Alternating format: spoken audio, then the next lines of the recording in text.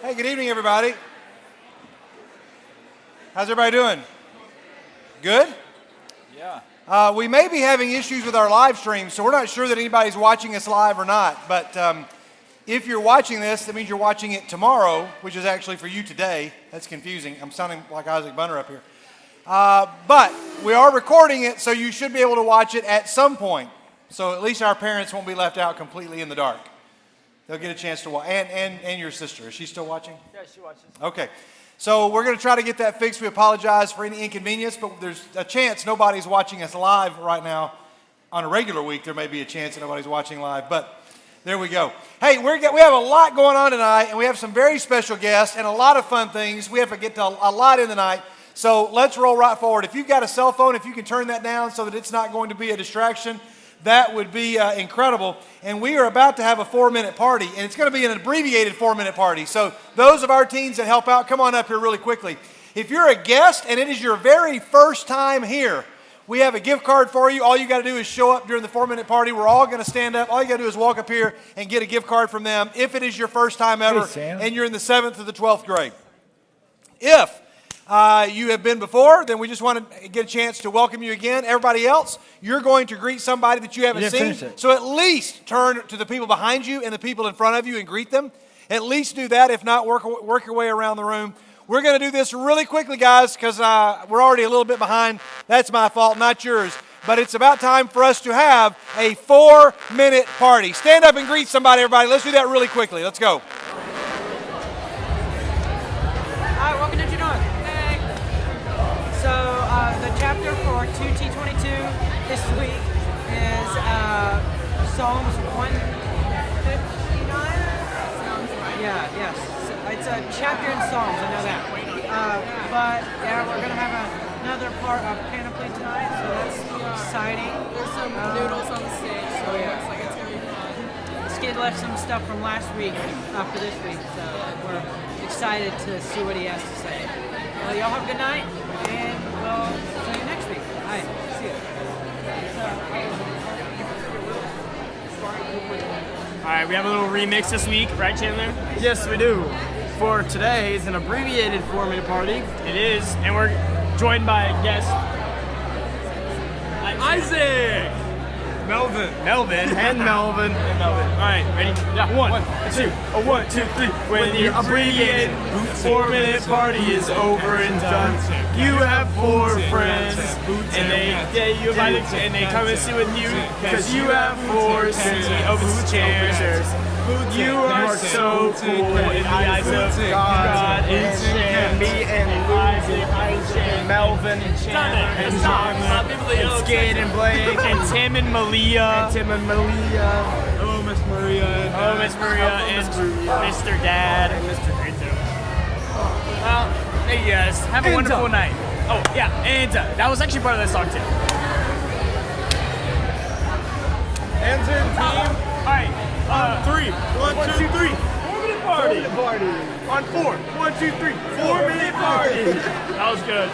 Play on numbers there. Woo! 1, 2, 3, 4, 5, 6, 7, 8, 9.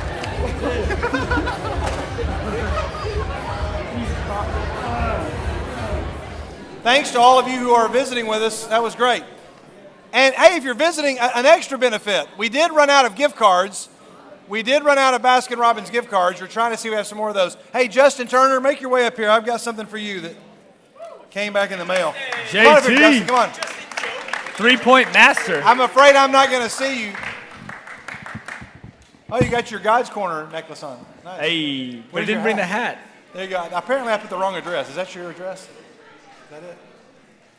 Anyway, there you go. That's for you. You can read it later, but I just want to make sure you got it. All right. I'm actually in a hurry, and I'm delaying things. Where'd Cedric go? Cedric's still here. Hey, everybody. We do have time. We're going to make time for Cedric's Joke of the Week. Here comes Cedric's Joke of the Week. All right, there it is. All right, Cedric, let's go. Hit it. Hit us with it. Oh, there's so many visitors that it's got you nervous? Well, no, not that. I was panicked. There was a lot happening. Is this a joke? That's No. great. Okay. Oh, okay. Why do peppers make such good archers? Wait, peppers? Why do peppers make such good archers? Why do peppers make such good archers? Man, normally I can figure these out. This one I'm having trouble with. Because they habanero. Hey. Everybody's got to start responding with the hey. You can tell who some of the visitors are because some of our guests I see are like laughing. They're like, oh, that was clever. We go through this every single week. All right, let's roll on. It's time for the birthdays in the borough, everybody. If you've got a birthday from March the 6th to March the 12th, come on up. Anybody got a birthday? March the 6th, March 12th? Oh, this is actually going to save us some time. Oh, no, they're out there ready to go. I should have told them we do not have time, but go ahead, Mike. Go, hurry. Let's make it happen. Are they here? All right. Come on out, guys. Oh, yikes. I don't even know what that is. Oh, I know. All right, just be sure and put those back. Oh, I got it. This is easy. First time ever, I figured it out really quick. We have, Batman and the Riddler and the Penguin and Mr. Freeze. Did I get it right? Very good. Y'all can't talk? You just do thumbs up? Okay, all right, very good. Where's your cape, Batman? Don't you have a cape? Couldn't find one. Okay, all right, very good. Hey, sorry, these are the birthday boys for those that are guests. Not that if you need an explanation, I can't offer an explanation. I can just tell you who they are. No birthdays today, guys. Okay, all right. That's enjoyable enough. Save it for camp. No birthdays. Hey, so we're going to keep moving on. Wow, now for the bad news, everybody. Birthday's good news. Now for the bad news. Yeah, I know. We have sound going to my computer mic for the video clip. Okay. I tried to look and try to find, Blake, a GIF or a video that would describe daylight saving time. And I think it's daylight saving time and not savings time. Everybody throws an S on there, but I think it's daylight saving time. I tried to find a GIF or a video that would just capture how I feel when daylight saving time hits. How many of you are big fans of springing forward? If we spring forward and leave it. All right. If we spring forward and leave it. Well, here we go. This is it. This is the best I could come up with. This is how we're all going to feel on Sunday. Here we go. Somebody once told me the world is gonna roll me. That was good, Abby. You like that? Abby liked it. Way to go, Abby. Good job. All right, good job. Would you like to see it again, Abby? Yeah, we're going to show it again. We're going to try to see if we can go back here. We're going to try to show it again. Here we go. Watch Somebody once told me the world is wow. gonna roll me. That's how who threw that ball? That was intense. Okay, hey, speaking of fun times, tomorrow's Thursday, everybody. It is time to go to Chick-fil-A with Hope Hutchins at 4:30 on Memorial. Hope, thumbs up. It's gone well, right? Oh, very good. Check it out. Here's the crew that was there last week. We got a new picture. Nice crew. So join. Hey, how many people at Chick-fil-A do people come up and ask you what's going on? Anybody come up and say, what are y'all doing? Yeah, because they know you. Do they think you're training future employees? Has anybody just come and joined you? Like just said, all the seats are taken, I'm just going to join you guys. All right, very good. Well, 4:30 tomorrow. 4:30 tomorrow. Go and join Hope. Okay. For the last time. All around the world. Let's have all of the acapellas just stand up wherever you are. Just stand up wherever you are. All the guys stand up. Stand up. Stand up. All right, everybody. Here they are. There they are. What's up, Will? So congratulations, you guys. It was a fun, enjoyable season. Congratulations to our two All-Stars. Well, we had a third one, but he wasn't there. Oh, who was the third one? Maddox. Oh, Maddox, the third All-Star. Congratulations to the All-Stars. There they are. And then we also want to say thank you to Isaac for his job all season long. Isaac decided the last broadcast to wear a fake mustache. And not only that, but he made others do it as well. And then he went to all of us who were involved in the broadcast and said we're all going to wear the fake mustaches. And there we And go. his mustache just became Luke looks like eyebrows. Groucho Marx or something back there. And so there we are. Now, Isaac, I found out that this was not the first time that you had ever donned a fake mustache, correct? Now, we all remember the Halloween picture, which I forgot to put in the presentation. Oh, we remember. We could run to the bathroom. Yeah, and somebody the go thing. get the stand-up. Go get it. Yeah, run and get it. Go fast. And Faster. Isaac, 13 seconds. I'm sure there's lots of stories like this in your past, Isaac. But Isaac, come on up here and grab a microphone. And Isaac said, at least this mustache comes off. I did say that. And it basically, they came off, whenever we breathed, they came off. Yeah. But Isaac said, at least this one came off. Now, this was Isaac's Halloween outfit, which A while beats us ago. and scares us to death whenever we go into the guy's bathroom. This was there we are. But, Yeah, bring it over. Here, I'll hold it. so when Isaac said, at least this mustache comes off, I was confused. Isaac? It's all right. We got to go. We got to keep going. When you said this mustache comes off, I said, what do you mean? And explain. Well, when I was a little lad, I had a fake mustache that I won from one of the things where every time I come up here, something goes Cardboard wrong. you is causing as much trouble as regular you. How is that Okay, even well- possible? Well, back to the story. So, Okay. you go to Steak and Shake, the thing where you put a quarter and you spin it, you get a little trinket, a little doodad. So I got a fake mustache out of it. A little doodad. So I got a fake mustache, and I told my mother, and she said, "Do not put that on." And then my grandma thought it'd be funny if I put it on anyway. And then once I had put it on, it would not No, come wait, off. time out. We actually have your mom and grandmother here. Come on That's up. true. Come on up here. Let's give a big hand for Isaac's mom and grandma. We really have a lot going on tonight, but I wanted to hear this story. So bad. Grandma. If you watch the broadcast from last week, you will hear me laugh hysterically when he shows me the picture that I will show you in just a minute. Isaac's pictures never disappoint. So he puts a quarter in, gets a doodad or a trinket. And he spins a quarter and he gets a fake mustache and he's like, I want to wear this. You say, don't put it on. Don't do it. Give it the mic. I said, don't put that thing on. Why? It'll never come off. No, it'll never come off. They'll never come up. Those were the words that came out of my mouth. But Or I don't out of my understand. thumbs. These right here came off if you so much as breathe, they fell off your face. Oh no, those had some sort of weird special glue, whatever he got out of this machine. And The trinket machine has the super trinket glue. machine Doodad. had mystery glue that and I said, But now don't put that thing on your face. grandma gets involved. Grandma gets the blame. But I did not give him permission. He, in fact, did not tell me that his mother told him not to put the I don't think that happened. That Pete he left out. I don't think that happened. You told him to put it on. You said Well, put it on, not knowing that you were defying no, orders from. I didn't say put it on or don't put it on. But he didn't tell me that his mother said don't put it on. So you, the story. but you, I'm still amazed that there was a fake mustache that wouldn't come off. So he put it on, He put it on. and Isaac, what happened? Well, it wouldn't come off. So we. You mean like you pulled and you pulled? I mean, we pulled, we ran it underwater, we tried putting so many different things on it, and I don't even remember who we ended up talking to, but we had to get help to get An that thing expert's off. opinion. Yeah. WebMD. You called me or texted me or something, and I said, I told you not to put that on. I don't want to talk about it anymore. And I hung up. No help from her.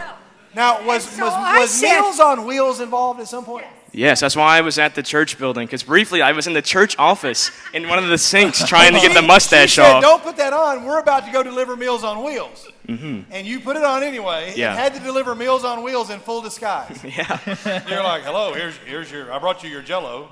And they were like, who are you? I'm in the Federal Witness He and Protection his Program. grandfather would actually, I went with him and usually I drove, and they got out of the car and delivered the meals. So and- Isaac is going to the door looking like this picture I'm about to show because the mustache, you could not not get it off. So here's the picture.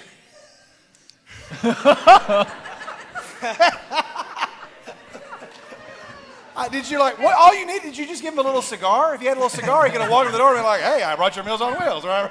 And that's what was sent to me. Like, I got that picture, and I was like, And I look, thought I said.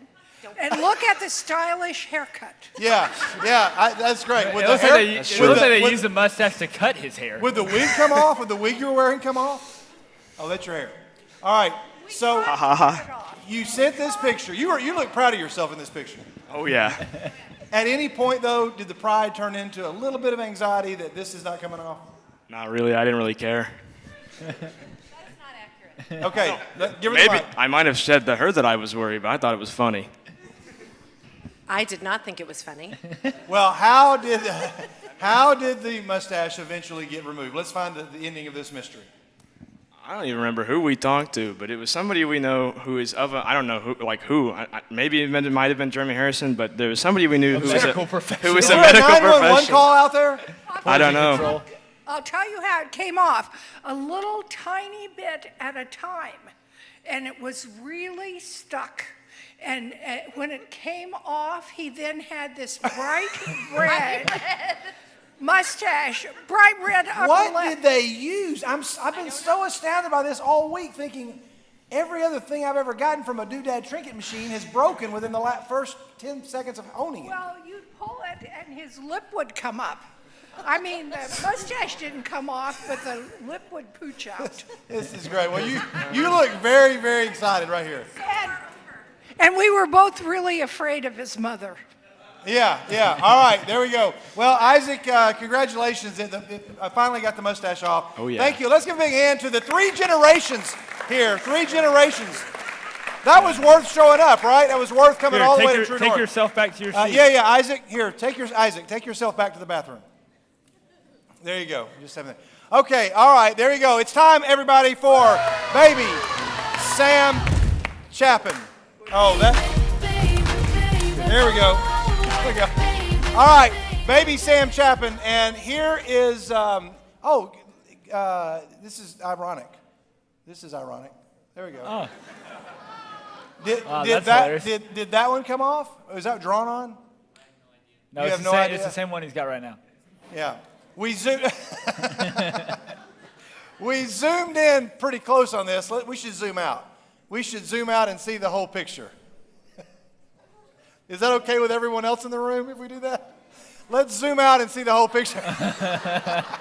Somebody is really excited for Halloween. Okay. What outfit is that? A clown? Okay, you're very excited. There you go. So baby Sam Chapin, a big hand for baby Sam Chapin, everybody. Good job. We got several bit of news, some pieces of news that's a big deal, everybody. There we go. We're getting better. All right, we got 2 exciting pieces, and I don't know that this person is here. She is here. Emma Kate doesn't know. Emma Kate doesn't know that she is a big deal. There you go.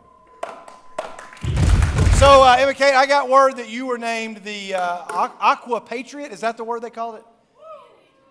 Do what? Oh, did he really? Where's Andrew? I didn't know this.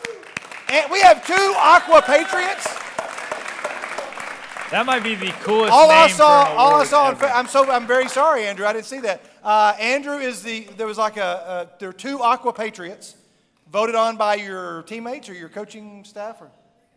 All right. I just love the word Aqua Patriot. That's just a really cool word.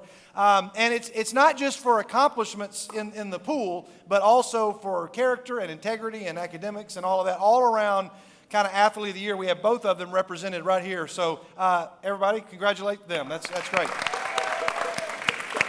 And speaking of water, it's a good transition to the next one. We have one other thing that is a big deal. All right. We had 2 baptisms last week, and here they are with their friends. There's Alexa and Caroline and their friends right there. They were baptized last week. And we have another baptism that is going to be taking place after True North tonight. Somebody's excited about it. And we have, where's Miley at? Where's Miley? Miley is sitting right over here. Miley Smith is going to be baptized after church tonight. So that's great. All right, very good. All right, let's keep going. So all of those things are very, very exciting. And we want to talk one last time before Commitment Sunday happens about our New Day vision. We've challenged each of the students. Most of you are capable of this. It would take a little bit of work and sacrifice from some of you. But we've asked you to add a 0 to your age. So if you're 15, you commit to, I'm going to give $150 this year, and I'm going to give $150 next year, and the next year. It's a 3-year span. You can give it all at once. You can give it over 3 years. You can wait to give it all at the 3rd year. But if everybody did that, about 250 of our teens were to do that, and at an average age of 15, that would be $37,500 for 1 year, and it would be this much over 3 years. That's a lot of money. But the reason that we're excited tonight is we have some guests who came because they participated in raising money from our children's ministry. You met some of them last week, and we're going to welcome, we have several folks that are going to be up here, 3 specifically that we want to introduce you to, and I'm pretty excited about this. We got that ready to go? Let's bring up our first guest. This has turned into like the Tonight Show or something. But let's bring up our first special friend. Where's Alan? Alan Speck. Come on up here, Alan. Everybody give a big welcome, nbyg welcome to Alan. So I purchased this ticket right here, Alan. This is Alan Speck Presents. I'm going to put this mic just to let him talk into it real quick. Personal violin concert. He'll come to your house or our house right here. It says right here, the seat, you have the best seat in the house, which we have. And Alan, tell everybody how old you are. I'm 8 years old. And what grade are you in? I'm in 3rd grade. All right. And you, how long have you been playing the violin? I've been playing for about 4.5 years. Wow. Wow. Can you tell, why did you say, you know what, I think I want to play the violin? Did you just go to your parents and say, hey, that looks interesting? I wanted to play an instrument that was kind of different from everyone else's, so that's kind of why I picked it. Okay, so you're like, my friend plays this, and he plays that, she plays that. I'm going to play the violin. You should form like a band. Are you in a band? Nah. Oh, okay. Not yet. You could form a jug band. You could be in a jug band, right, Hope? All right, so Alan, you've picked out several songs for us. We have several songs, and I love this. Can I show everybody this? This is awesome. We have Alan Speck's violin music. These are the songs right here. And we have only talked about a couple of songs. Ooh, wow. That's a lot of songs. So we're going to start off with these. Okay, these right here. Can we just talk about the name of some of these? Let's start. Can we start with this one right here? What is Aunt Mary's hornpipe? Sorry, I'm getting lost. Oh, you're looking down. No, I'm looking over here. Yeah, these are the boogie woogie and the swallowtail jig. The swallowtail jig. Those are all exciting. So these are the ones you're going to play. We're going to start off with the Arkansas Traveler. Will that work? Okay. Yeah. Would you all like to hear the Arkansas Traveler? All right. Let's hear it, Alan. The Arkansas Traveler. Go for it.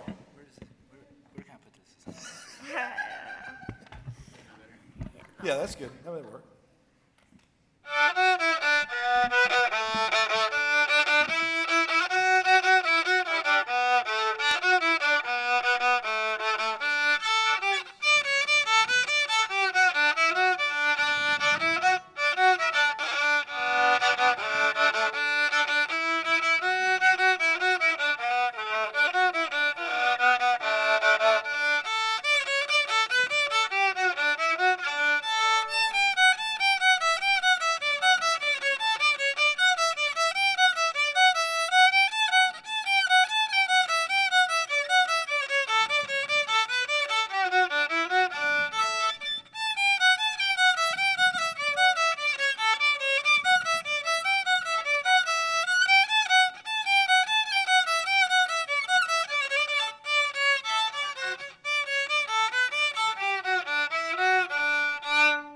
Yes! That's amazing. Wow. I think that Arkansas Traveler. There's no music, by the right way. there. There's no music. The Arkansas Traveler covered a lot of ground there. He went all over. No hey, music. let's do one more, and then we're going to bring up another guest, and then you're going to play again in just a second, okay? So you can just hang up here. Would you guys old Joe Clark? Would you all like to hear Turkey in the Straw or Sugar in the Gourd?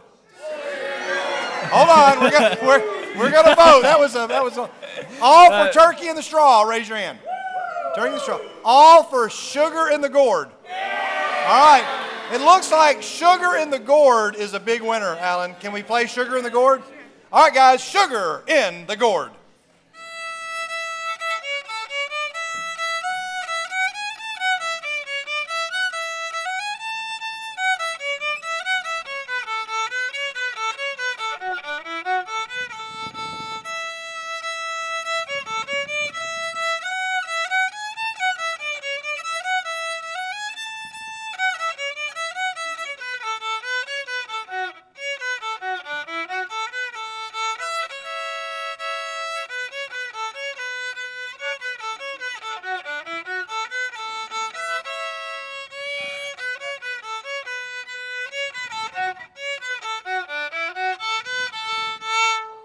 Yeah!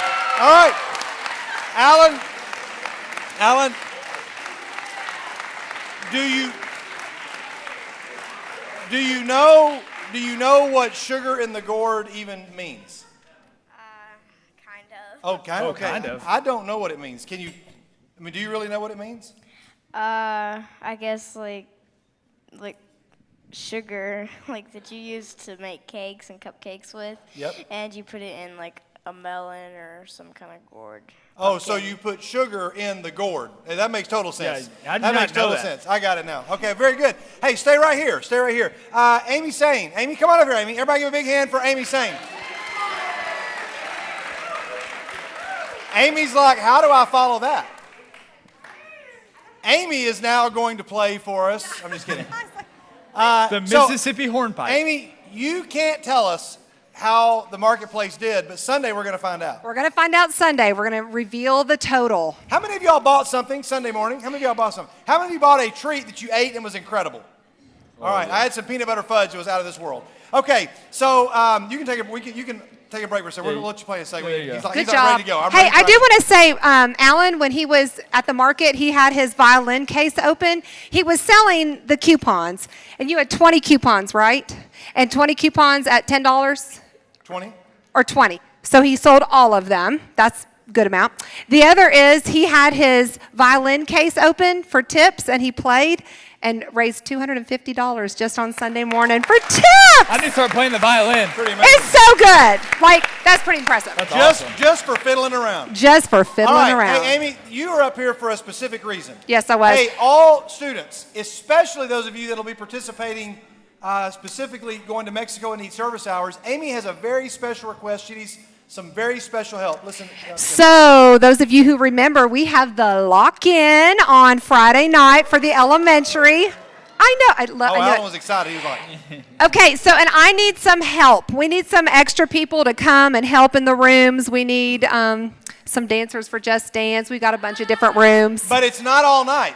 It's not all night. It ends at 10. It ends so at 10. From 6 to 10. And so if you are interested, specifically more of my older teens who are going to Mexico who need service hours, come see me. I'm going to stand right back there. We're going to sign everybody up. That is 6 to 10. That is a really good time for a lock-in. If only lockouts lasted that short. Hey. All right, very good.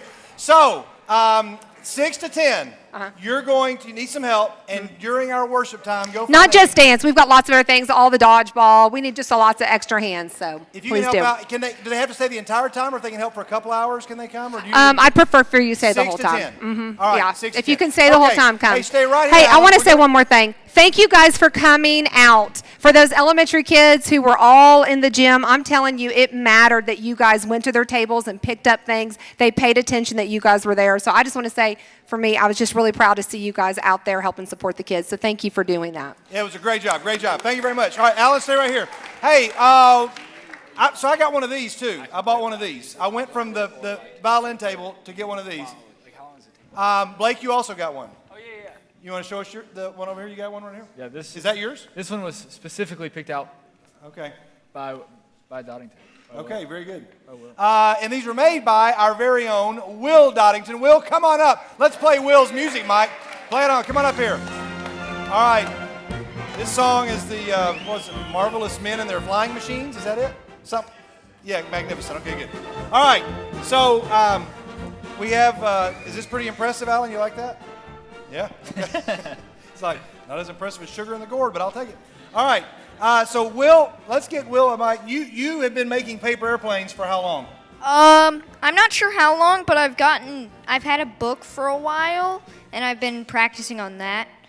And You so wrote I a made. book? Like you wrote a book? No, Oh, I okay. got a book. Oh, the way you said it was like. When was the wrote a book first on paper first really good airplane you made that went a long distance and you're like, I finally did it, I got it? Pretty soon after I got the book. Oh, well, okay, Been all right. practicing. And so you made this one, and you made that one, and you made that one. Mine looks very kind of like yours. Yep. It's All right. Now, exactly. is there an What art? does that mean about mine? Is there an What? art to throwing these? No. I mean, is there a certain special thing you just got to throw it? Do I have to hold it a certain way? The flick of the wrist. I'd hold it in the center. In the center. Okay, got it. All right. And then I have to do something special. All What do right, I we're have going to to do? try. Wait, how do I throw mine? Here, why don't I just go first so I don't have to be embarrassed, okay? I'll just get mine out of the way. I'm going to throw it back that way, so watch out. Although I don't think that anybody from Chandler on is going to really be in danger. Not because of the paper airplane quality, because I'm not very good at throwing them.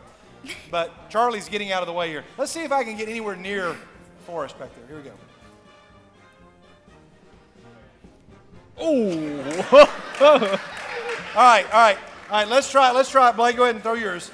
How do you hold that? There's a slot in there, and you put your Put your hands in there and throw? Yep. I've never seen that before. That's real. Okay. All right, let's go. Oh! All right, it went further. It's all about and the trick. It did a cool loop-de-loop. All right, Will, you have got to now get yours. Well, just walk on out there if you'd like to. Yeah, And don't do stand it. there where mine landed and throw it from there. That'll work. All right, let's see it. Oh, very nice. Hey, Will, how many paper airplanes did you make? I'm not sure. And you sold quite a few of them. Yes, I Right? only had one left. You only had one left. Do you have that one here? No. Just threw it. Oh. Where is it? At my house. Okay. All right, let me get mine here. Will, I want you to sign mine real quick, and then Blake, you can sign Blake's. Okay. If you'll just sign this wherever you want to sign it, just sign your name on it there, because I want to keep it because it's going to be pretty big one day. While he signs those, why don't we hear Turkey in the Straw? Turkey in the Straw. All right, here we go. Hold on, let me get this ready to go here. Thanks, Will. Whoops. Okay. You ready? There we go. All right, Turkey in the Straw.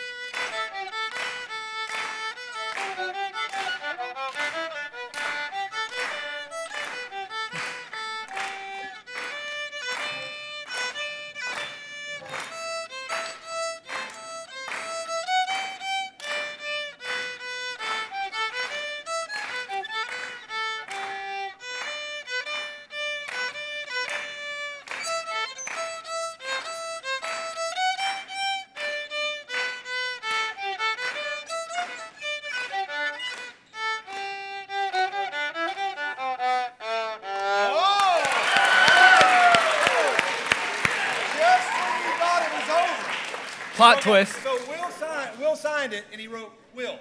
Yep. And I said, come on, Will. Come on, finish signing it. Will. There you go. He just wrote Will. All right, there you go. We got that.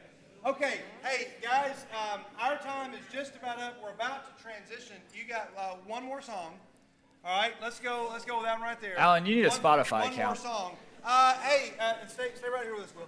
A song that you just, I think, learned this week. He told me he learns a song a week. He learns a song a week, and this is the song for this week, everybody. Would you like to hear his song of the week? Oh, mine is. Did I turn it off? I turned it off. I'm sorry. I turned it off when I was talking to him about the song. My bad. All right, one more song. Ready? Okay. He just learned this week.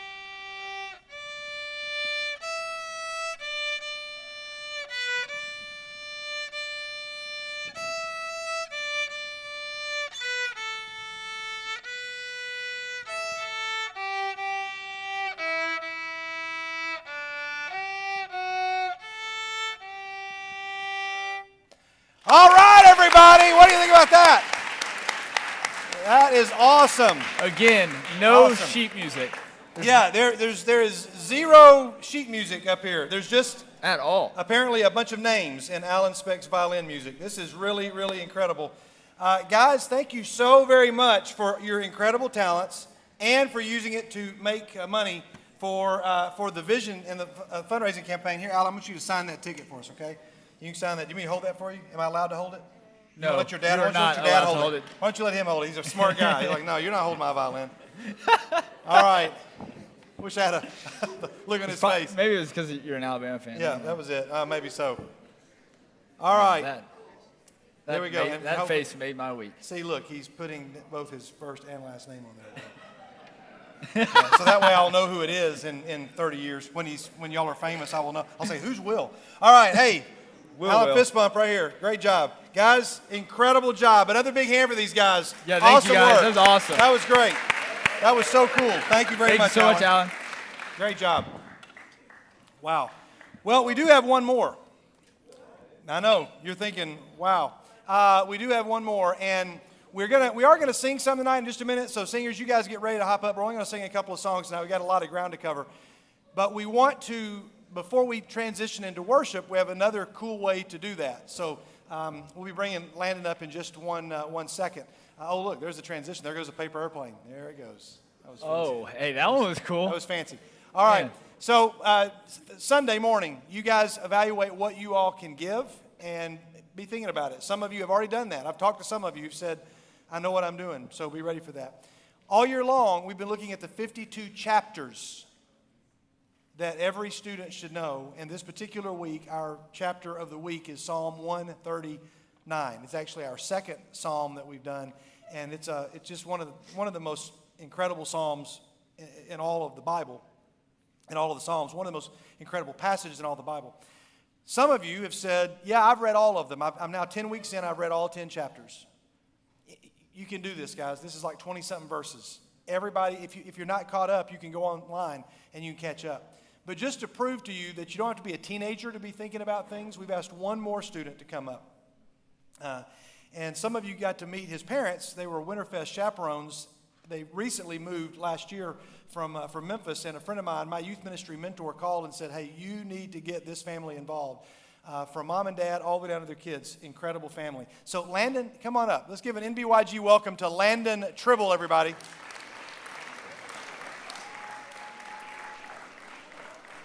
So Landon gave a devotional. We'll let you want to sit down? You can sit. We'll bring you the mic. Whatever you want to do, you can stand up if you'd like. Landon gave a talk when we got back from Winterfest that night. The 5th and 6th grade boys did the service. The 5th and 6th grade girls had a service, I think, the following Wednesday, and it's some awesome volunteers that work with them to do that. Some of you have done that. How many of you guys and or girls participated in a 5th and 6th grade service? Just raise your hand. This is a really cool thing to see. A lot of you did that. So you remember, you were in his shoes. Can you imagine what courage it takes to come up, in front of a bunch of teenagers? And I said in passing a couple weeks ago, hey, would you ever do that for the students? And he was like, yeah, sure. And this is a really, really cool thing. Landon worked out a devotional talk. Was this the first time that you have done something like that in front of a church? In front of the church. In front of the church, right. It was the first time. And so this is like the first one he ever wrote. Now, I'll tell you something. In my office, Landon, I've got the very first sermon that I ever preached on the parable of the pearl of great price. And it looks, it's kind of written out in my handwriting, and I've got it, and it's special to me because it was somebody said, you can do this, and I'm like, I don't know that I can do that. And they're like, yeah, just think of something you want to say and write it down and then say it. And I got up and did that, and I'm thankful to the people that made me do that. So whoever it is that inspired you to do that, I'm sure mom and dad, but also other people here at church, we're going to let you kind of kick us off into worship, okay? And it's about faith. Is that right? Okay, so guys, just want to let, as we get ready to transition into worship, we'll turn it over to Landon Tribble. Landon, take it away. Okay. There's always something that we want that will make us happy, and we've tried everything to get it and thought of everything to get it. If we could just have it, then we would be happy. If we could just have it, it would make everything better. People are looking all over for happiness, and we've been told that there are thousands of ways to be happy, but that is not always true. We're going down all different paths looking for a solution, and some can actually hurt you and others. Sometimes it seems like you'll never find the answer, but we still keep looking. We think, if I could just have better hair, be thinner, or even be taller. I know I have. However, there's only one true way to be happy: faith. Faith builds the foundation and the bridge of our connection with Jesus. We know He is with us because we have faith in Him. This is the right path to go down, the one with Jesus. We need to have faith so He will fill all our needs. If we could just have Jesus, then everything would be okay. That is what we need. Faith means believing what we can't see, and that is what we do with Jesus and God now. Faith can save people, like a woman who bled for 12 years. She tried everything. She tried doctor after doctor, but no one could help her. But then she got worried about Jesus, and she knew she just had to touch Him. As He was walking through a huge crowd, she was there, even though she wasn't allowed to be. The woman just knew that He could do amazing things, so she gathered all her faith. Mark 5, verse 28 through 29 says, "So she said, 'If I could just touch His garments, I will be made well.' And immediately the flow of blood dried up, and she felt in her body that she was healed of her disease. Her faith healed her because her faith was in Jesus."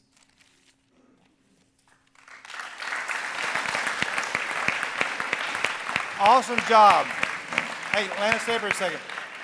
That was amazing that you thought that, you looked it up, you wrote it, and delivered it at church, and then were willing to do it here. That takes a whole lot of courage. There's a lot of people in this room that would not have done what you just did, and that's a really cool thing. So, what grade are you in right now? Fifth grade. So we got 2 more years. See you soon. A year and a half before we see you in the NBYG. And there's hope for the future, everybody. So at least it's going to go on for at least 1 more year when Landon comes in. So another big hand for Landon, guys. Thanks a lot, Landon. Appreciate it. Great job. Wow. Those who are going to help us sing, go ahead and take your spot. We're going to sing a few songs, and then we want to share a couple of things with you that I've wanted to share for some time, and I'm looking forward to. So. I want to show a picture that I think may be coming up next. Blake and I were walking the other day out by the filling station, and we saw a hopscotch board, and then we saw a rainbow and a smiley face, and we saw some numbers and a tree, and people drew things. Then we walked around to this other side over here, and we saw one over here, a chalk drawing that I've never quite seen before. Oh, you know what? I forgot to get rid of that box. That's not going to work. Well, I don't know if you guys have a way of getting into the program and just deleting that box. If you can do that, I can stall for just a second while you delete that box. I want to show you what was drawn on the sidewalk that was right out here. And that was my fault for forgetting to delete that text box when I put it in. But Blake and I were walking. I said, you don't see that every day. And he was like, what is that? And I said, well, look at it. And he goes, oh, wow, okay, I know exactly what that is. And we'll see in just a second if we're able to get that picture pulled up. Yeah, there it is. It was a human heart that someone had drawn, which is kind of cool. Somebody in here may have drawn that. It was probably drawn for part of the tutorial. Did any of you guys from the tutorial draw that? I thought, I've seen hearts before, but whenever I see hearts, they look like this. Or Valentine hearts, or, I've never quite seen somebody do a Valentine where they're like, I heart you, and draw that.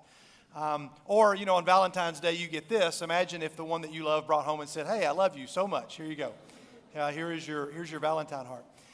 But I was sharing with some teens recently that where the heart on the left, why we draw hearts that way, and I think I showed this maybe at True North very recently, and you've seen it before. But the reason we draw the heart the way we do for Valentine's Day is because it looks like 2 hearts that are put together, 2 human hearts drawn together, and that's where we get this, the Valentine heart.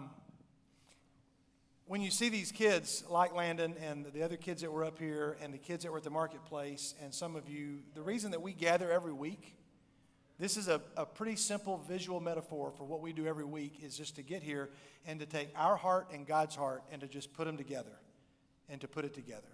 and then to get your heart with somebody else's heart, not in a boyfriend-girlfriend way, but to get your hearts lined up with somebody else that says, I want to share my heart with you. The word encourage, the C-O-U-R of courage is the word that means heart. And so to encourage is to really pour heart into someone, to give someone heart. And we've talked a lot about that passage at Winterfest. Jesus said, in this world you will have trouble, but take heart. I have overcome the world. So the first couple of songs that we'll sing tonight are going to kind of go along with this idea. It all just came because I saw somebody that took time to actually draw a real heart in chalk. And so tonight, as we do some heart work, we're going to do some heart surgery with all of us. Let's all stand up together, and we'll sing a couple of songs before we move on. Let's sing out. Break my heart, dear Lord. Tear the barriers down. Show me in convicting tears the glory of your crown. My heart is hard, my soul so weak. The ways of evil cut so deep. I need you, Lord, to come inside and gently break my heart. My sin is great, and I can see the glory set for me. Show me, Father, where to start, and gently break my heart. My heart is hard, my soul so weak. The ways of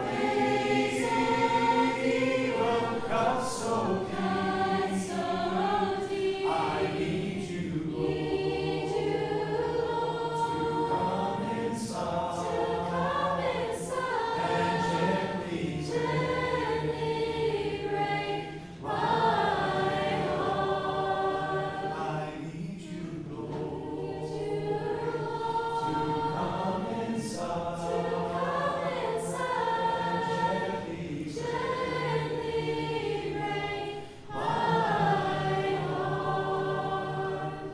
Create in me a clean heart, oh God, and renew a right spirit within me. Create in me a clean heart, oh God, and renew a right spirit within me.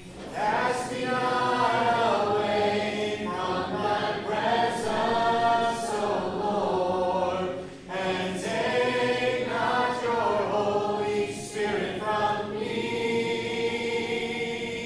Restore unto me the joy of my salvation, and renew a right spirit within me. Create in me a clean heart, oh God, and renew a right spirit within me. Let's go to number 56. 56. Ladies, you start us off.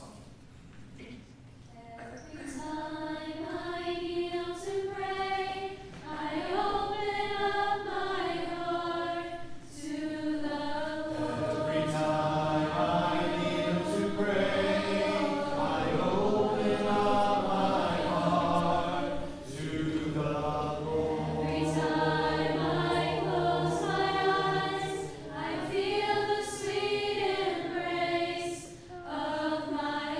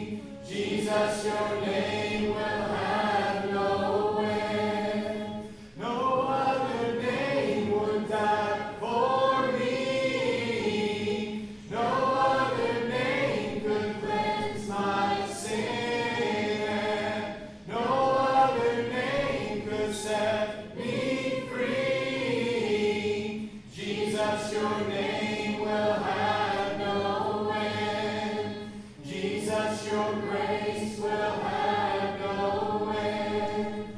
Jesus, your fame will have no end. No other name on earth is worthy. No other name in heaven above.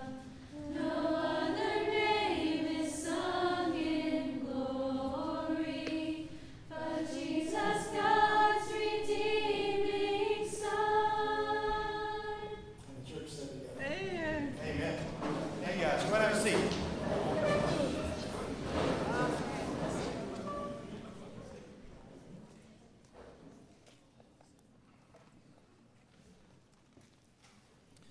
Well, we have been in the midst of a series. It's taken several weeks, and I'm not trying to rush our way through it, but I want to begin, as we have the past several weeks, with a word from the Lord that by now you are very familiar with. But let's hear it again.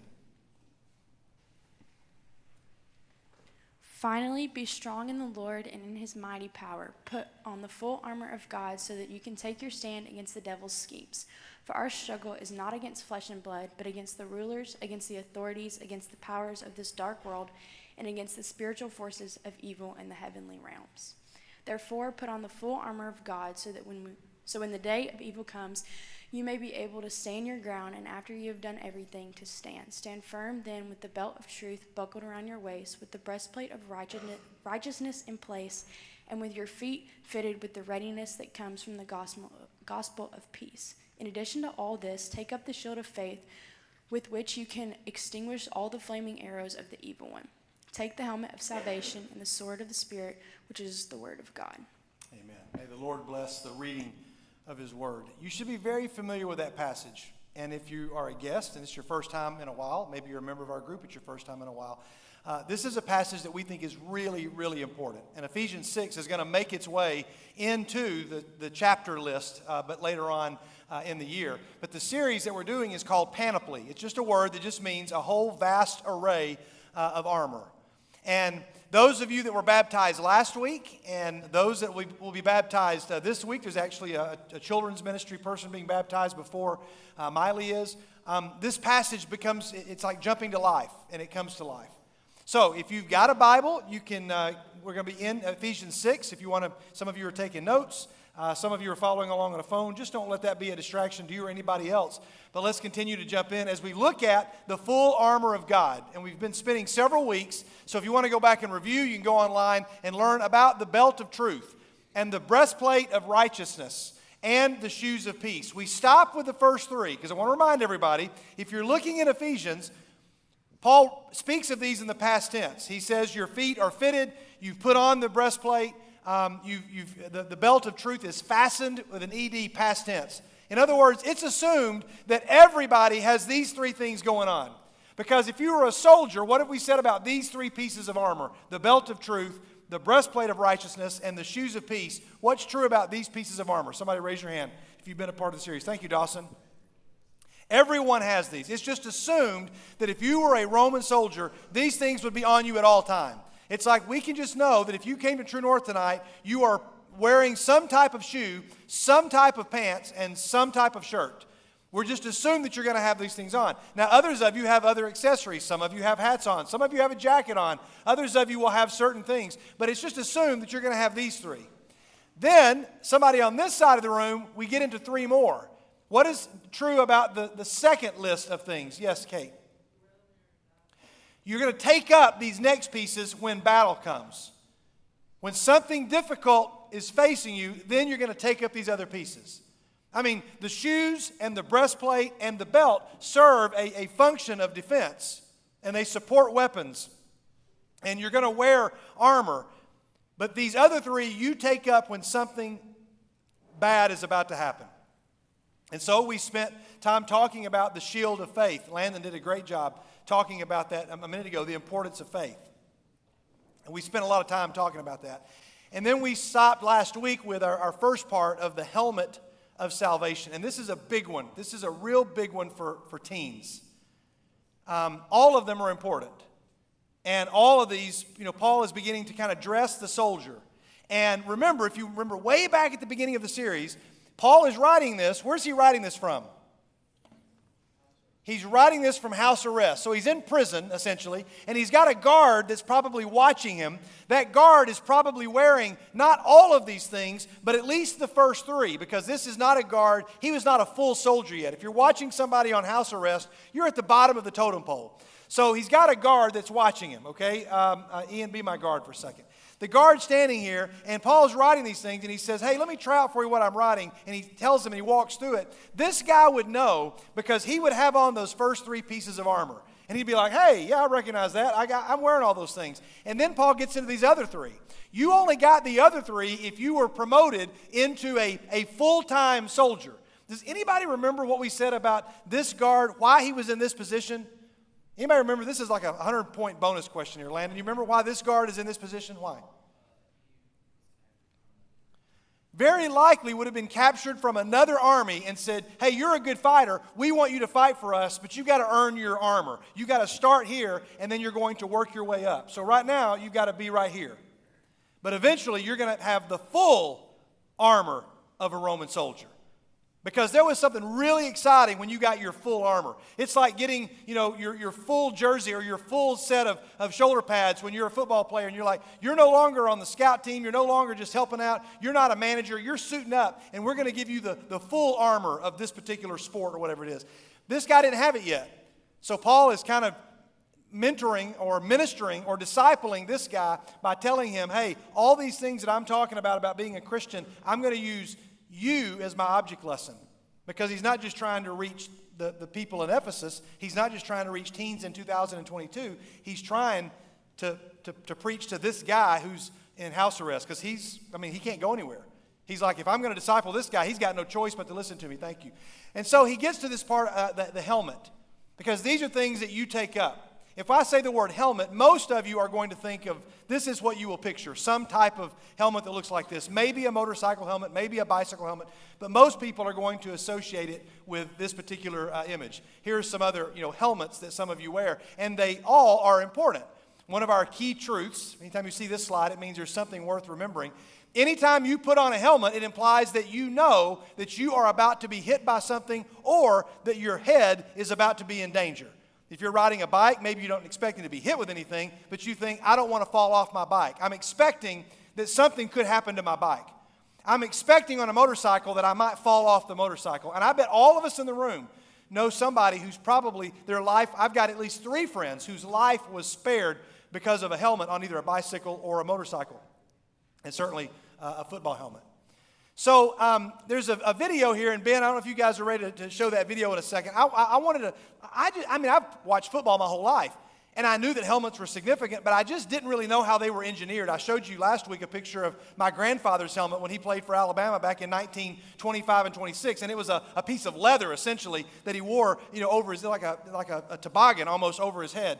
And my grandfather would tell me, he would say, actually, there weren't a lot of head injuries because you're not leading with your head if you're wearing a piece of leather. It's going to protect you somewhat, but once you start putting helmets on, then people feel invincible and they start, doing crazy things and people get hurt. But I just had never seen helmet technology. So I've got a very short clip. Roll that video. There may be sound with it. I can't remember if there's sound with it or if it's just visual or not. But we're going to show the first video here. Go ahead and roll it, guys. Since we started from a clean sheet of paper with this helmet design, we have had to rely on extensive testing and computer modeling. We have the impact absorbing layer, which consists of columns or filaments. During deformation, these rods deform and eventually buckle. They move omnidirectionally. They can respond to impacts from any angle and any location. We wanted a helmet that deformed locally at the impact location. The helmet fits extremely well. The pressure is uniform. It's going to result in more safety. This is a multi-layered, highly engineered solution, and it will make a difference.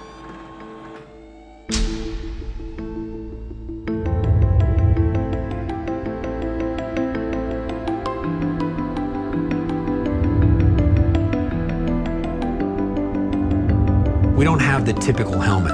with a hard shell and some padding on the inside.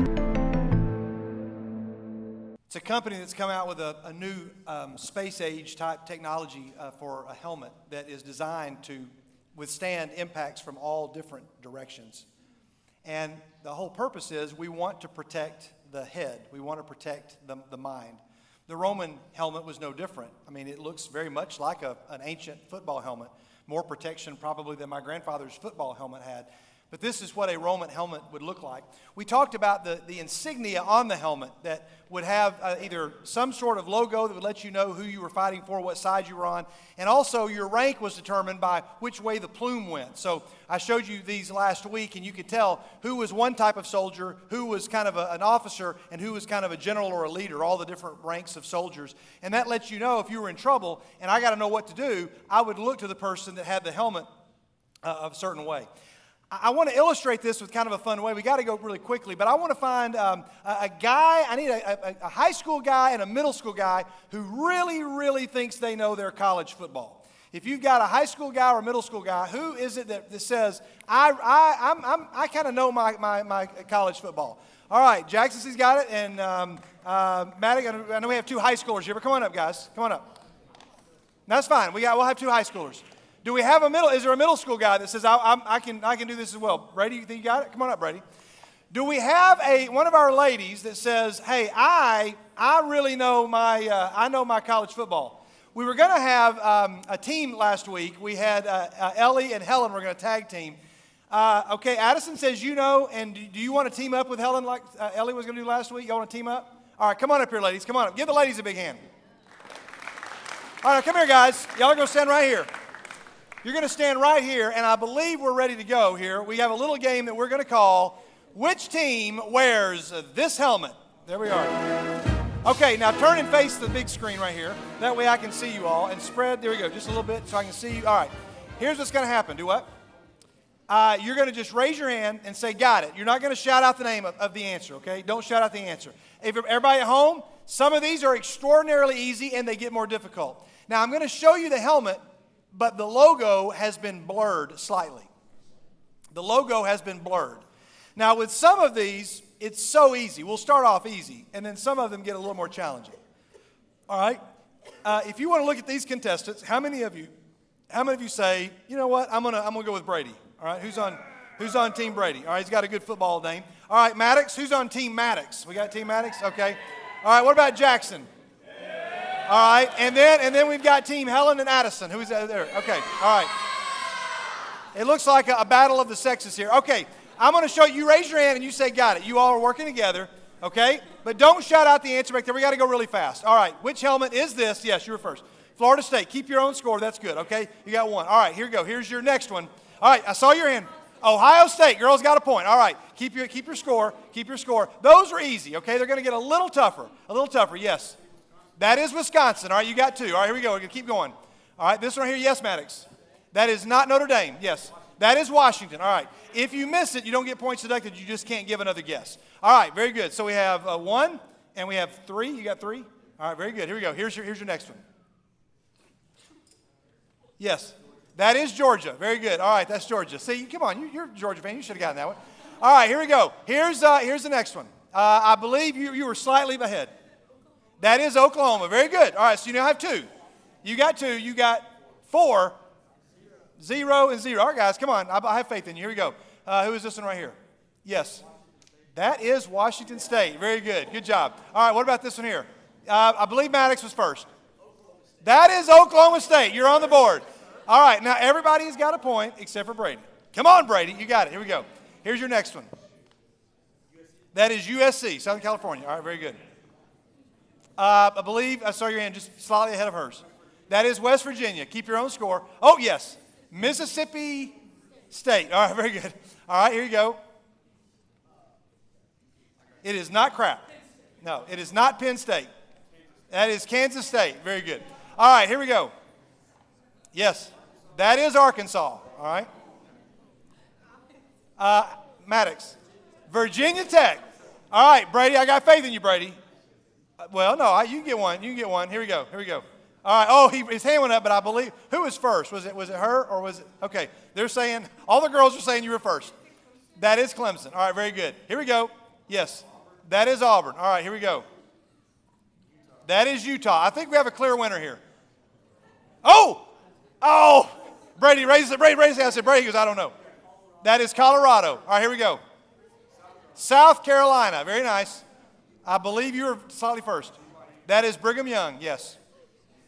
UCLA. Very good. Addison got it. Nice job. All right. Now, you guys have a seat. Give him a big hand. Give him a big seat. You did exactly what I thought you would do when I showed the last one. One, it's not college. I realize that. But you did exactly like everybody, I was expecting. I even told somebody today, I said, I'm waiting to see if everybody laughs when I show the last one. Somebody tell me, why did you laugh? I mean, raise your hand and tell me. Landon, why did you laugh? Okay, it was so easy, and it's not blurred. You're like, that's not difficult. Like, that surely can't be part of the game. Because nobody, how many of you got several of those right? If you were playing, you would have gotten several of them right, okay? How many of you feel like, you're like, man, I might not have beat the person up there, but I knew all of them. I got all of them right. Did anybody get all of them right? A few of you were like, I got pretty close. Yeah, Helen said, yeah, I got them all right. This one, most of you in the room aren't going to mess up, even if you're not a big football fan. There may be some people that don't know who this is. That's totally fine. Not everybody's into football. Here's my point, guys. I knew you were going to laugh because you had struggled for several of them, like, oh, what's that? What's that? Oh, what's that? What's that? And then you saw this one, and you're like, oh, he messed up. He didn't blur it. No, it was on purpose. There's no question as to what team this is. There's no question as to the logo. None of them even raised their hand because they thought this can't be a part of the game. They were just kind of like, oh, you messed up. It was so easy. I don't know I want to give you a chance to follow on the application that I'm trying to make here. There's several different possible ones. Can somebody tell me, what do you think is the point? Why did I show this one like this and not like the others? Anybody have an idea? I showed it because the Romans on their helmets would have an insignia, very much like a logo, not quite like a team mascot. But if I was fighting someone, I would find out, hey, that person, well, you know what? Let me illustrate it this way. I think we have another video ready to go. It's a very short video. Watch this short clip. You tell me what you notice about this clip. Let's watch. The quality's not very good, by the way. Get to the ball!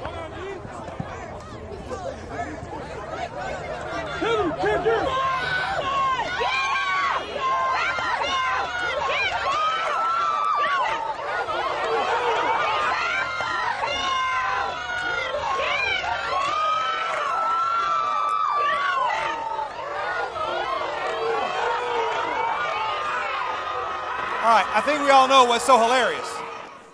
All right, now back up here.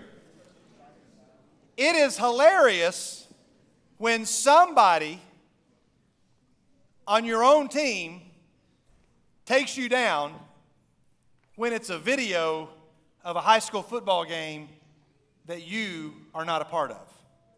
Then it's hilarious. If it's on your team and you're playing on the team, it's not quite as funny. And if it's not football, but if it's life and somebody on your team is taking you down, it's not funny at all. And yet you all laugh because everybody knew why that was funny. Everybody in the room, if you could see the team jerseys, everybody in the room said, that's not supposed to happen. But it happens every day to you, doesn't it? Where somebody that is supposedly on your team takes you down. Or it's even worse when it's you taking somebody else down that is on your team. How do we do that? We do that when we, make fun of somebody because they don't quite look like us. We do that when we get on to somebody because they didn't do something the way we thought they should do it. We do that when somebody just irritates us and we just let the whole world know, I don't want to be around them or sit with them. You do that when you say something about somebody else that is destructive to make yourself feel better. You do that when you lie to somebody else to make yourself feel better or to get out of trouble. You do that when you're dating somebody and you tempt them to do something that they should not be doing because you want to be able to have something to brag about. You want to be able to show the guys in the locker room, look at these pictures that I got, or look at this text that I got, because you want to take something from somebody else that is not yours, and you want to brag about it. You're taking somebody down from your own team. Every day, you guys laugh at the video, which we all should, because you realize that's crazy. What was that guy thinking? But every day we do this. Every day we find somebody on our own team, and it's like, hey, whose team are we on? Those logos were challenging. Now, Jackson knows a lot about football. And congratulations, by the way. He's going to play football at Maryville College. Is that right? In Maryville. Congratulations. Jackson signed recently. We're very proud of you. And so he knows a lot about football. But even he struggled with some of those because he's like, oh, I just couldn't quite pull the name up fast enough. Or maybe he didn't recognize the team logo, or somebody else was just faster. Even the guy that knew a lot about football had some trouble with it. Nobody that has any knowledge of football had trouble with the Titans. One, it wasn't blurred. There was no question what team that's on. Here's my point. I didn't know if somebody would, I thought somebody might get it. Here's my question. Listen carefully, guys. Whether you're a guest, whether you're a middle schooler or high schooler, if the person beside you is talking right now, I'm going to give them a chance to finish the sentence that they're on, because you need to hear this. Is the logo on your helmet, we're not talking, real helmets and real logos, is the helmet on your logo so blurry? Is the real logo on your helmet? Is the real logo on your helmet so blurry that other people aren't really sure what side you're on? Does that make sense, everybody? If people were to look at the logo and they go, last week you did this, which made me think you were on that team, but this week you did this, which makes me think you're on this team. Last week you were talking about this girl in a way that was really honoring her, and then this week you're showing me pictures and telling me things.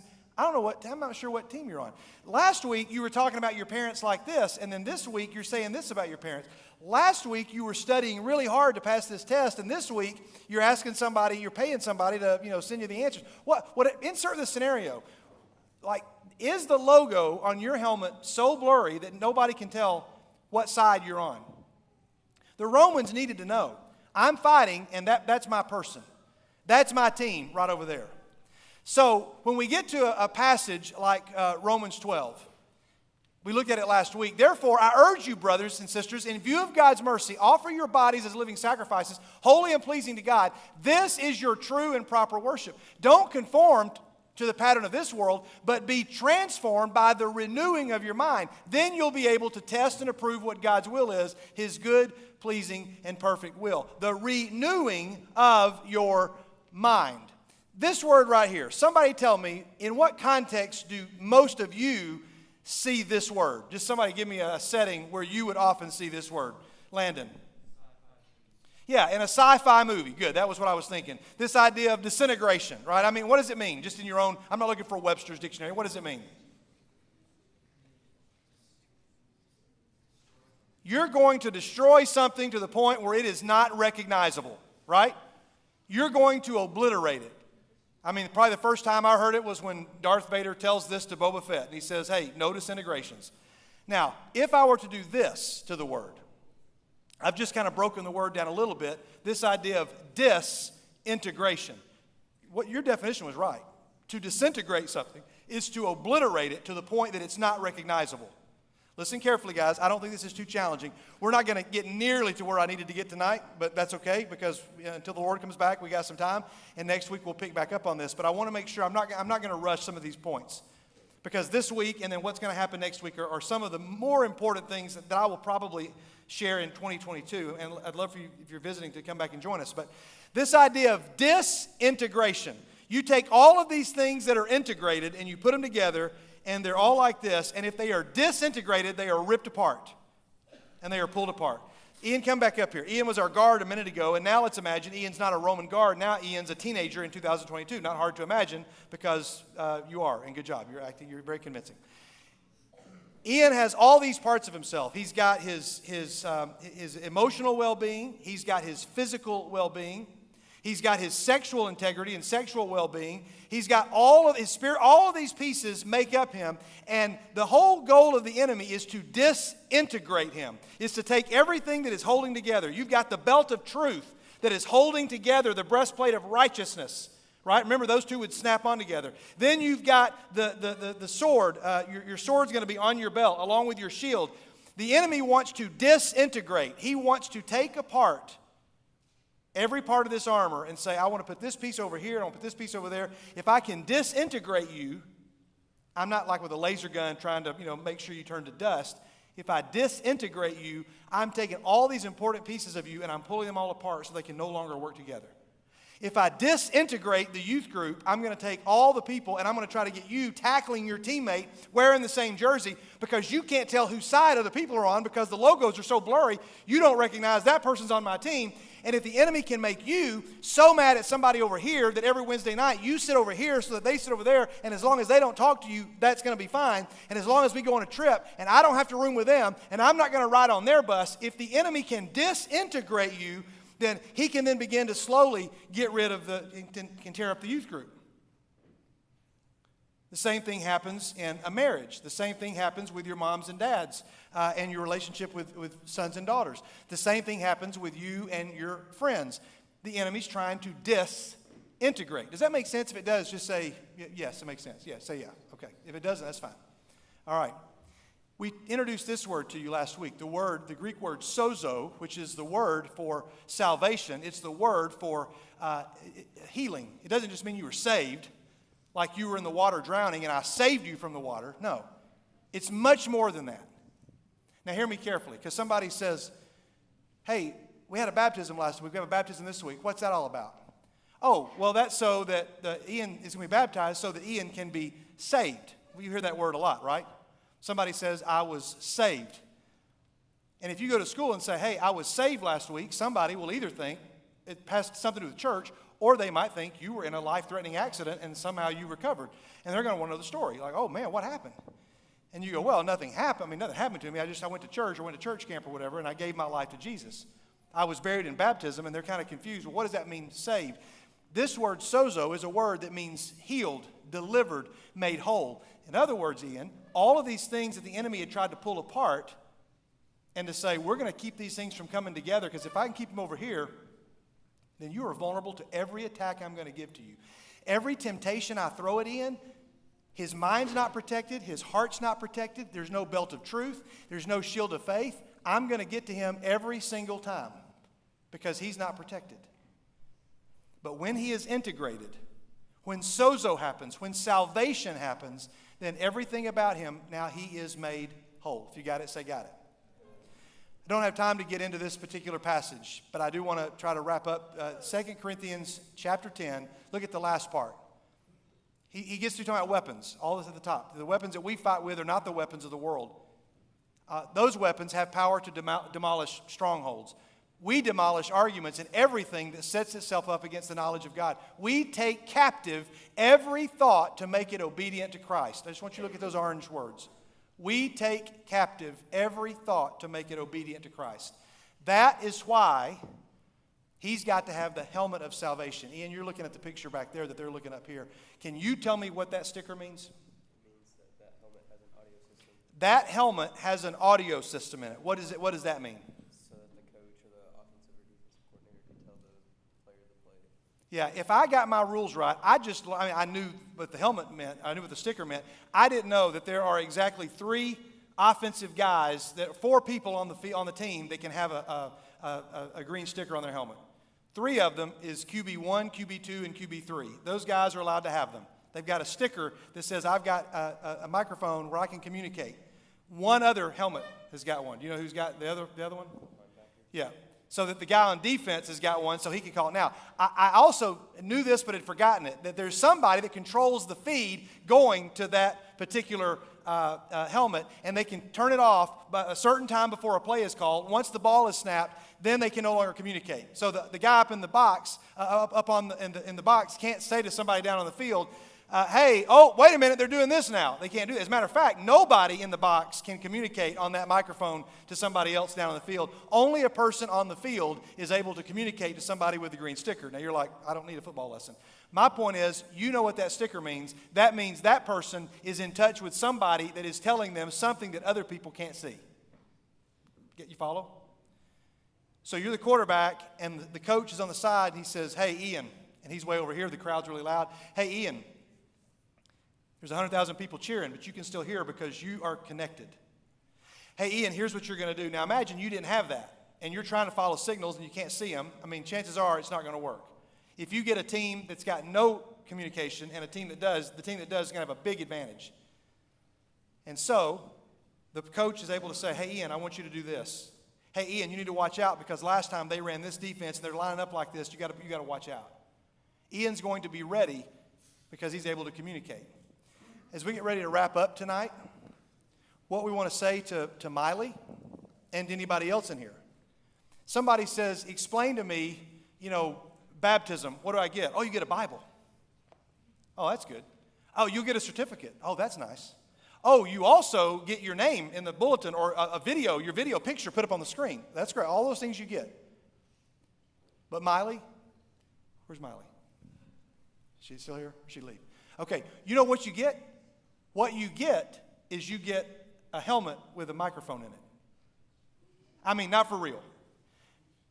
But when the Bible talks about the Holy Spirit, and I want to make sure you are able to lock in, and we'll flesh this out more next week. You get a helmet that's got a microphone in it. You get the Holy Spirit that is able to say, hey, the crowd is loud, but you don't have to listen to the crowd because I'm right here letting you know this is what's going to happen. Scripture is pretty clear that without the Holy Spirit, you're vulnerable to all the attacks because you are disintegrated. But the minute that you are baptized, you begin to get this armor. So those that are not believers in Jesus, those that have not given their lives to Christ, they don't have access to this armor. Paul makes that very clear that this armor is given to those who are in Christ. And then he says, but you have to do what with it? You've got to put it on. You've got the armor, but now you've got to take it up and you've got to put it on. But without being in Christ, you don't have that armor.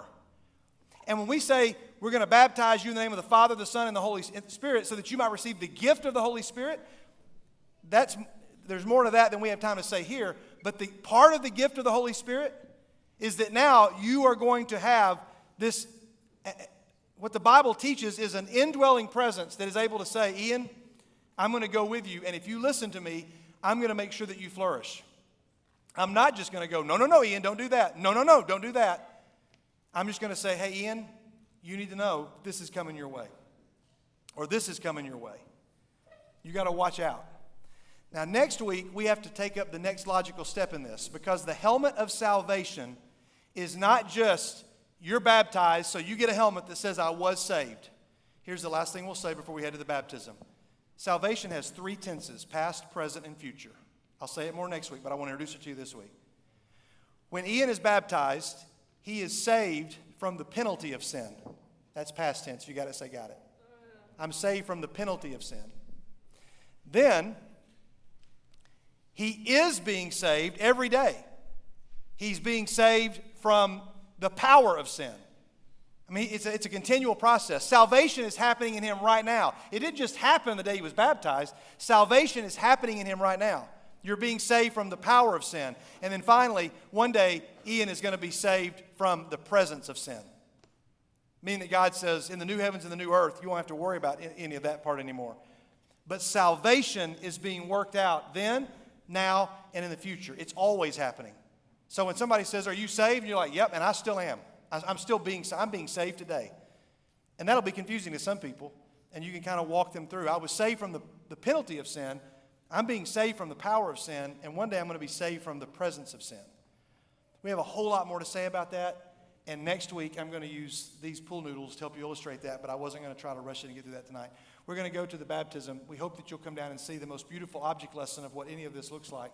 If you can't, we totally understand. But we're so glad to have Miley's friends and family here, and we'll see you all down there in just a moment. God, we thank you for tonight, and we thank you for the way that you have taught us through your word. And I thank you for the way you're working in the hearts of these students. And God, right now, we rejoice with those who put you on in baptism last week, and for those that are right now down there and about to be as well, and then those that will be in the future. And so, God, would you continue to be with us? And God, specifically, we pray for our brothers and sisters in Ukraine, that they are gathered tonight like we are, but likely in bomb shelters where they are reading Scripture and they are singing and they are praying.